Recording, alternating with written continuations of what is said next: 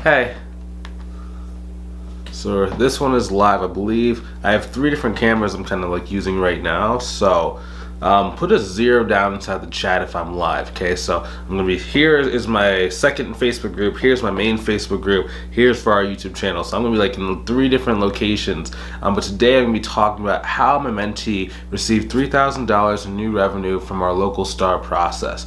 Okay, so I'm gonna be breaking down like what the person did, what are the most important aspects of this business model, and how can you start growing and getting better quality clients the same way this student did. So I have some notes, and again I have a number of different cameras. I'm gonna be looking all over the place. So forgive me if you maybe like if I'm not looking right at you when I'm talking. It's just because I have a lot of different things I'm looking at the same time. And my student actually did this without going to like networking events, without doing cold calls, without having to go and do like postcards in the mail. This is just how we go about doing it. Now, if you've seen any of our videos, or if you want some help growing your business, or maybe even starting your business, but you're just not really sure what you need to do in order to go and reach your goal, and you know that if you had some guidance, you'd be able to go and reach your goal a lot faster, go ahead and click the link inside the description either above or below the video to book a call with myself to see if I can help you inside of our mentorship program.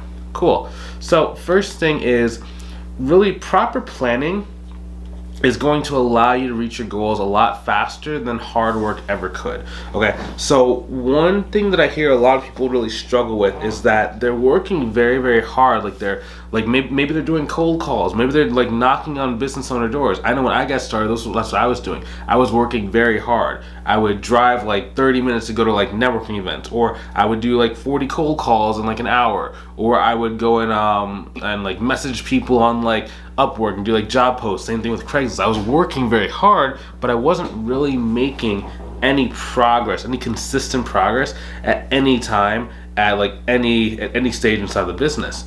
And I was thinking like, I'm working so hard. Like if I'm working this hard, why am I not really making much progress? It just felt just like I was kind of wasting my time. If I was really honest, it just felt like I was wasting my time, and I got like really, really frustrated. It wasn't until I started learning how to be more strategic with my business that our growth became more and more steady and more consistent. So first thing is like planning. Okay, so ideally what you need to do, let's say you're working at your job right now and you are trying to end up leaving your job. We need to know, number one, how much income do we need to be like bringing in order to leave our job consistently, like comfortably. Number two, we have to then think about how many clients we need on a monthly basis in order to go and reach that goal. Number three, we have to start thinking about like how many consultation calls will it take in order to hit that number of clients. Then number four, our next thing, right, is going to be how much work do we have to do to actually go and find those. Number five is going to be like what is going to be our platform of growth. Okay, so we're going to dive through each one of those. So let's say that your average client value is going to be about $600 per month, and your goal is like $10,000 a month. That means you need about 16.67 clients. We're going to round it up to 17 clients in order to go and get to that $10,000 per month mark. Okay, so the next thing is, if you have that many, like you need that many clients, how much time per day do you actually have to, number one, grow the business assuming you have no clients, but then number two, like to actually do the client work, right? Because once in the beginning, like you're not going to really have that many clients, so you have a lot of time to go and build your list, be able to talk to people, get on the consultation calls. But as you start getting more and more clients, you're going to run out of time, right? So there's you have to know how much time you have and start really shifting and like dividing out that time based on how much work you actually have, right? Because I mean, once you get to probably about like $7,000 to about $8,000 per month, you have to make sure that whatever marketing method that you were using to be in the beginning to actually get up to that like $7,000 to $8,000 a month can carry you for the remaining $2,000 a month to get to $10,000 a month, because you're simply just not going to have that much time to do the accounting work yourself, especially if you maybe didn't price it out correctly. So always understand like how much time do I have. Now, and one thing that some people do really struggle with is really understanding that you don't need that much time per day spent on like marketing and sales in order to grow the business. In terms of sales, I always have the students in our mentorship program really focus on getting 1 to 3 consultation calls per week. Okay, that's all you really need. Now, a consultation call can take anywhere from 15 minutes to about an hour, just kind of depending. Now, in some cases, you might need to do 1 call and the person's ready to go. Some cases, you do 2 calls and the person's ready to go. I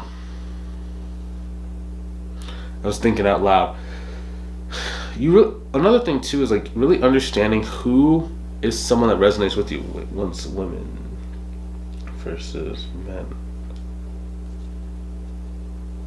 Sorry, I had like an epiphany as I was saying this out loud. I just had like an epiphany and a flashback of like what's an easier way to kind of grow your business. So you have to know who responds better to you. So these are called like niching, right? So there's a bunch of different ways you can niche. You can niche based on the service you offer. So like if you only do bookkeeping, you can niche based on the accounting software you use. So maybe you only use QuickBooks. You can niche down based on the industry. You can niche down based on personality. You can niche down on gender. So maybe you get along way better with men than you do with women, right? Maybe even you might do good with both, but you might notice that when you talk to men, it takes you one call and they're ready to go, versus maybe someone else, they might take you 2 or 3 calls, maybe vice versa too, right? Maybe you're a lady and you're really in tune with with women and what they're thinking. They just love you and they want to pay you as much money as possible, right? I mean, that could really work for you. It just really depends. I was just kind of thinking that out loud as I really was like going. I was like, oh yeah, that's another dimension of niching that I never really thought about. But it definitely is something you can test out to kind of see. You can niche down based on if they apply to ads or if they want to come to you organically. You can niche down based on like location. So you can only niche down to your state. You can niche down to your city. You can niche down to your country. Doesn't really matter, right? Your region, etc. But really having that plan, understand it's not always about how much time you are spending. Okay, so one person asked me a number of years ago. They said like, okay, if I quit my job today and I have 0 clients, I just spend 40 hours a week doing this stuff. Like how long will it take me to go and like really reach 10K per month or 8K per month or whatever? I'm like, well, it depends. Like, what are you doing for those 40 hours a week? I mean, just being completely honest, in the beginning, you don't really have that much activity to really require 40 hours a week. When I was really growing the business, I was spending about 30 minutes a day messaging prospects on LinkedIn. I was spending about an hour responding to prospects on LinkedIn. I was spending about 30 minutes to an hour making content. I was talking to referral partners for about 15 to 20 minutes per day. And then I was doing about 1 to 2 consultation calls, right? So what does that equal? I'm just going to kind of add that up. So what do you say? 30 minutes outreach, 30 minutes responding. Okay, so that's 1 hour so far. Next, it's going to be, what do we say? Consultation calls. We'll say 1 per day, so that's 1 hour. Okay, so now we're at 2 hours spent. Another thing is going to be referral partners, so I'm actually having this conversation. We'll say 30 minutes for those.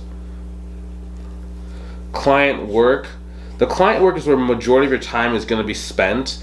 You should probably auction out by like 2 hours for that. And then also client meetings, right? So I like doing about 30 minutes per week per client with meetings, right? That's just what I like doing. Now, in the beginning, when you have clients, like your clients are going to want to talk to you more in the beginning. Then once you kind of hit a good stride, like a really comfortable kind of pace, then they're going to want to talk to you a lot less. But you do need to make sure you do account for that, right? That's important to account for. So what is that? That's 1 hour, 2 hours, 3 hours, about 5 hours right there that you can do. Now remember, in the beginning, if you don't have any clients, okay, well, you're not going to have 2.5 hours, per day on this stuff. Like, you're not going to have any client work to do. You're not going to have any clients to do like client meetings with, right? And then in most cases, your outreach and your response time, like in the beginning, I was doing an hour. You can really get away with like 15 minutes to about 30 minutes, but you have to use a lot more automations. Now, when I was first getting started, like the schedule I just told you, I wasn't using much automations, right? Because I didn't know about automations when I was getting started. So I was doing a lot of stuff more manually. Nowadays, I do 2 things. So I use automations, like when it comes to LinkedIn, to actually go and start the outreach process for me. I also have virtual assistants that manage like my inbox and like respond for me. So I don't even have to look inside of that. Now, virtual assistants, that's a totally different conversation for a different time. It doesn't have to be expensive to get a virtual assistant, by the way. I mean, you can get them for like anywhere between like $3 per hour to like $15 per hour, right? And like the difference between a $3 per hour virtual assistant versus like a $10 per hour virtual assistant is not really that much if you understand how to train them, how to understand like who is who. There's a lot of different factors around that, but that's the next thing. But if you notice, we only spend about 1 hour on marketing, right? And then we spend about 30 minutes, about an hour and a half during that day on either marketing or partnership calls. That's not that much time. I mean, you can't really spend 40 hours a week just like on LinkedIn all day. Like, there's the platform, number one, won't let you send out that many messages.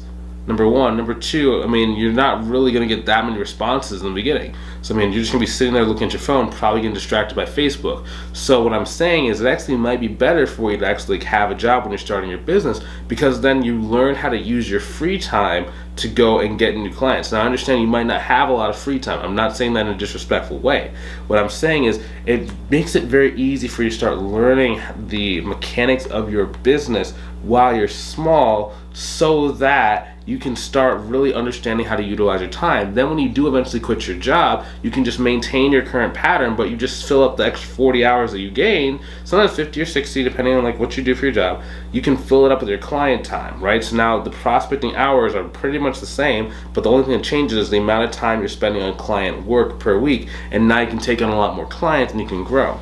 Okay, now when it comes to this planning, right, not only do you have to be planning, but the next aspect of your strategy when it comes to time management is next going to be how to utilize your time to go and get the best number of clients. That not only gives you your first client, but also keeps giving you more and more and more clients over time, so that it gets easier to go and grow your business, so you're not constantly having to go put in a lot of energy and a lot of effort into this thing, right? So number one, I'm thinking about my lead sources. So you've heard me talk a little bit about LinkedIn on this thing. Now, I actually like using LinkedIn plus referral partners, right? So what does that kind of mean? So on LinkedIn, you can go directly after clients, you can go after referral partners.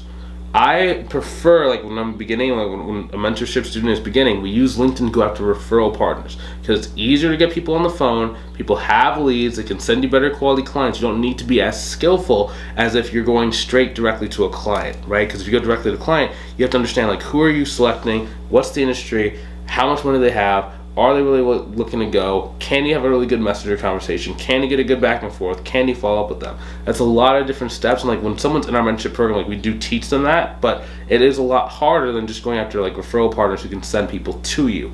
So we're always thinking about like, what is the easiest way? Because remember, strategy. What's the easiest way to go and get the outcome I want, so that I don't need to spend 1,000,000 hours doing that? So number one is lead sources. I like LinkedIn, right? Because it just gives me better quality research, so I can research a partner before I actually go put my effort, my energy, and my time in actually talking to them. Okay. Next thing is going to be size clients. Okay. So the reason why I'm going to, when I'm thinking of clients, right? Client size is important because it's going to determine your level of involvement. It's going to determine your client work, the volume and the complexity. It's also going to determine the personality of your client. It's also going to determine the amount of headaches that can come with a client. Now, what do I mean by that? So generally, larger clients are going to pay you more because they have a higher volume of work. If you're doing accounting or bookkeeping, they also have a much larger budget. So a company that's doing like $90,000 a year top line versus a company that's doing $900,000 a year top line have totally different mechanics, different problems, different situations, different owners, right? Not to say that someone who's making $90,000 a year is better or worse than someone who's making $900,000, but they are different, or at least the $90,000 one hasn't had the chance to kind of become the $900,000 per year person. So they're not bad, but I'm just saying when you're starting out, you want to be very selective with who you're actually talking to and working with. So another reason why it's important is because, right, the larger clients will pay you more, so that means you need a lot less clients. In the beginning, we did that math equation where we said, okay, it's about 16 to 17 clients we need to get to 10,000 a month. But that was based on $600 per month as your average client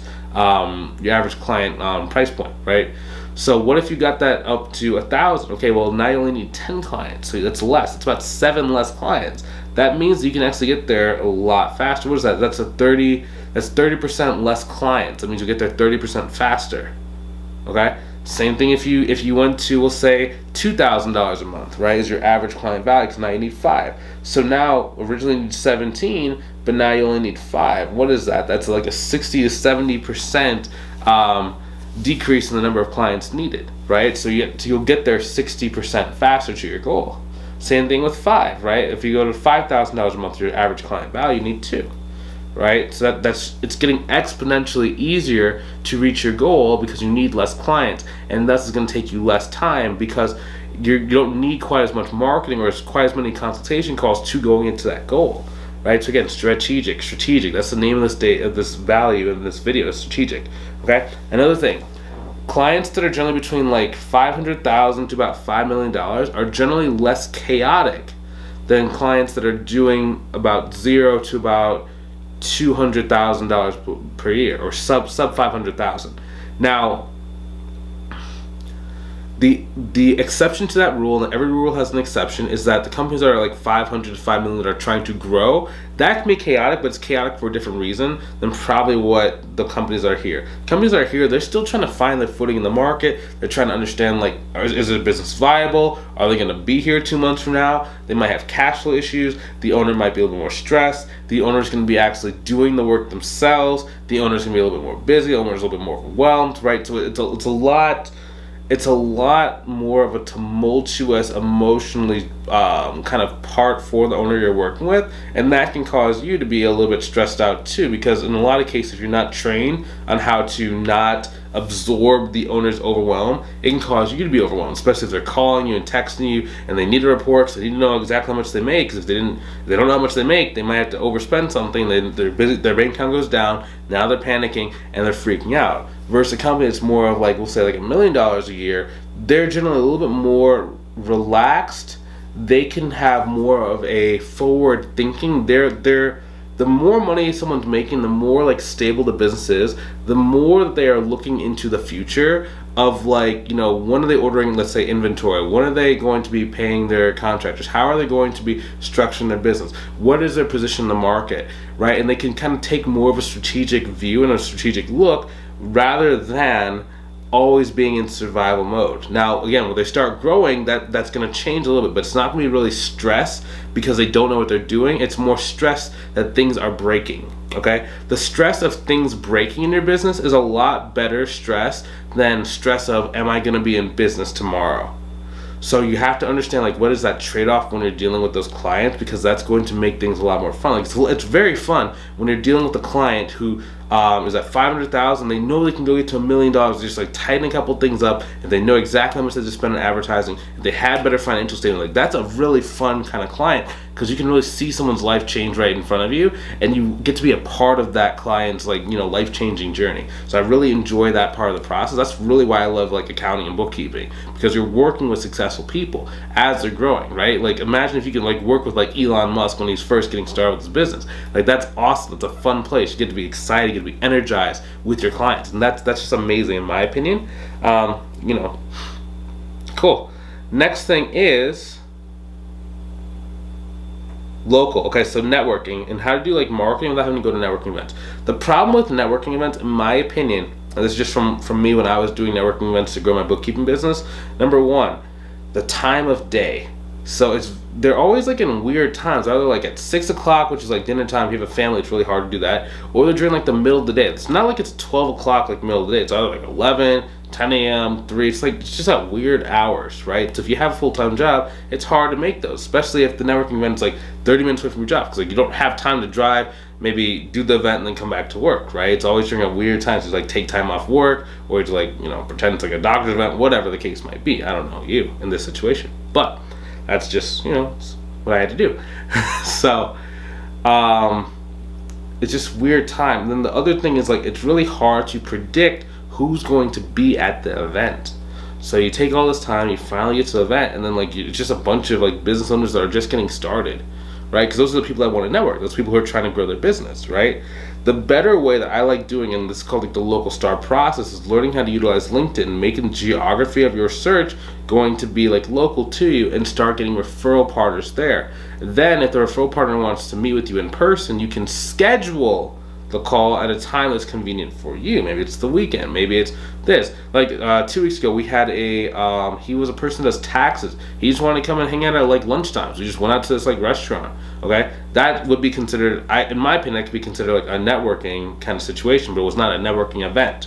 right? So we networked, we talked, we saw who we could send to us, we saw how we can help them out. We talked about like some, you know, tax clients that we offer taxes in our company, so it's like that's something new we offered like this year. But like in the past, we used to like refer a lot of like tax business, and we just started saying like, it's not like it's that much hard. So we just started doing taxes this year. So like, we kind of talked about like the remnants of some of the people that we would be thinking about referring, or if it's someone like it's just a complicated tax situation we just don't want to do ourselves anymore, right? Then we would still refer, and he wanted to give like leads to us. But it's just better, it's just more convenient, and you're actually dealing with someone that can send you leads. Like we literally got a lead, I think it was about 4 days after we spoke, after we had like the initial conversation. So we had a conversation on the phone, then we went out to the lunch. So from the time we spent on the phone to when he sent us the lead, he sent us like the lead the day after lunch, but it was really based on the first conversation we had with them.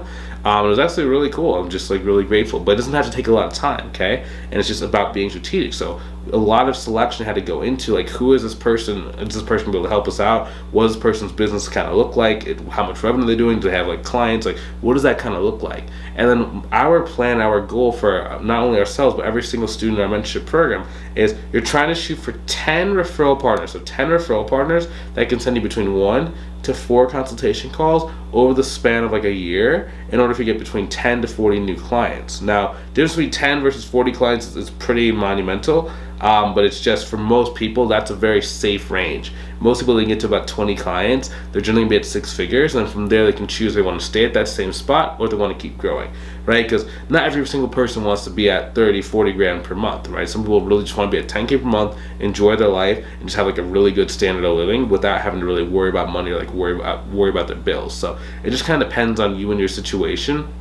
And if you want to learn more about like our marketing, on our YouTube channel we have like a lot of different tutorials. But if you want to just kind of skip those trial and errors and just skip all the videos and just get like straight to the source, straight to exactly what you need to do to grow your business, go ahead and click the link inside of the description, either above or below the video, depending where you're watching it, to see if we can help you inside our mentorship program. Everything we talk about in these videos are stuff we work on inside of our mentorship program, because that's the stuff that I know the most, the stuff that I know the best, and it's just the easiest way for me to be able to go and take you from step A to step B, which is generally going to be you at your goal. So if that's you, if you want to see if I can help you out, click the link either above or below the video, book the call, let's see if we can help you out inside the program, okay? On the call, we're just going to take a look at like, where are you right now, where do you want to go, what does the path look like for us to achieve that together? If it makes sense, we'll talk about the pricing, we'll talk about the structure, and we can get started towards your goals, okay? So if that's you, love to see you on the call. If you're not quite ready, that's A-okay too. I will see you inside of the next video. Take it easy. Talk to you soon. Have a good one.